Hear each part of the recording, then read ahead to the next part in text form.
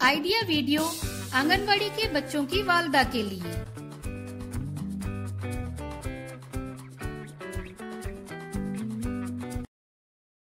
अस्सलामु अलैकुम। आज की मीटिंग में आप सबका खैर मकदम है। उम्मीद है आपको पिछले हफ्ते का आइडिया वीडियो पसंद आया होगा। चलिए आज के काम की शुरुआत करते हैं। पिछले हफ्ते की सरगर्मी, उम्र के मुताबिक दी गई वर्कशीट और हंगामी खिदमत, इस वीडियो के बारे में आपके तजुर्बात हमें जरूर बताएं।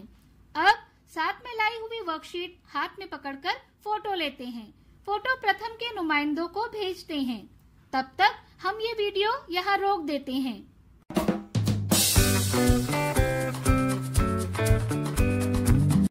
चलिए अब आगे की सरगर्मी करते हैं, जिसका नाम है करके देखते हैं। तमाम वालदा एक लकीर पर खड़ी रहें।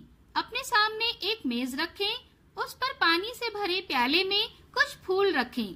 लीडर वालदा के 1, 2, 3 कहने पर तमाम वालदा चम्मच से फूल उठाकर पास रखे हुए प्याले में डालेंगी। जो वालदा सबसे पहले प्याले में सारे फूल डालेगी वो फातेह होगी। ये सरगर्मी होने तक वीडियो यहाँ रोक देते हैं।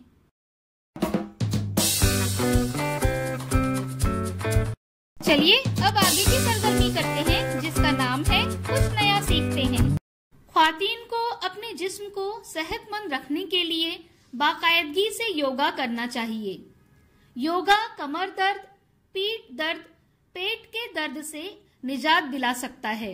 इसके अलावा और भी बहुत से फायदे हैं। अस्सलामु अलैकुम दोस्तों, क्या आप जानते हैं कि योगा जिस्म के लिए बहुत फायदेमंद है। इससे जिस्म को ताकत मिलती है और ज़हनी इर्तिकाज में भी मदद मिलती है। ख्वातीन में सेहत के मसाइल से निजात के लिए योगा बहुत जरूरी है। आइए जानते हैं योगासन से ख्वातीन को क्या क्या फवायद हासिल होते हैं। इस आसन का नाम है प्राणायाम। इसके लिए आपको पहले सुखासन या पद्मासन में बैठना होगा। इसके बाद अपने हाथों को सीधे अपने घुटनों पर रखें। अब आपको एक लंबी सांस लेना होगा और कुछ देर ठहरने के बाद ओम लफ्ज कहते हुए सांस छोड़ें। आप ये 10 से 15 बार कर सकती हैं।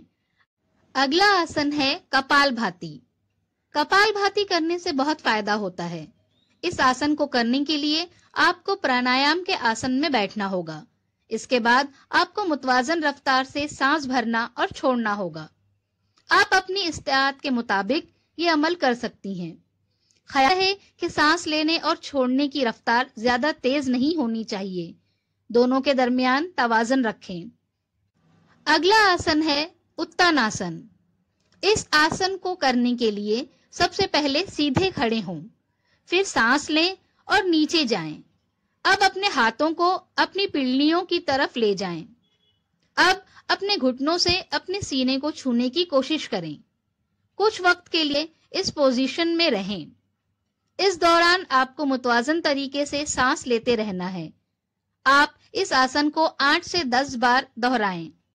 इस वीडियो का फायदा आपको कैसे हो सकता है, इसके बारे में तमाम वालदा बारी बारी ग्रुप में बताएं।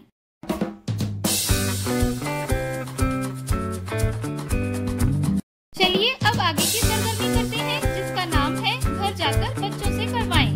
घर पर मजेदार खेल नंबर 1।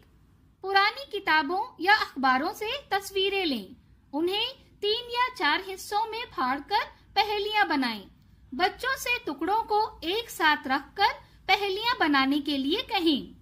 और खेल नंबर 2, प्याले को लहसुन, फूल वगैरह से भरें।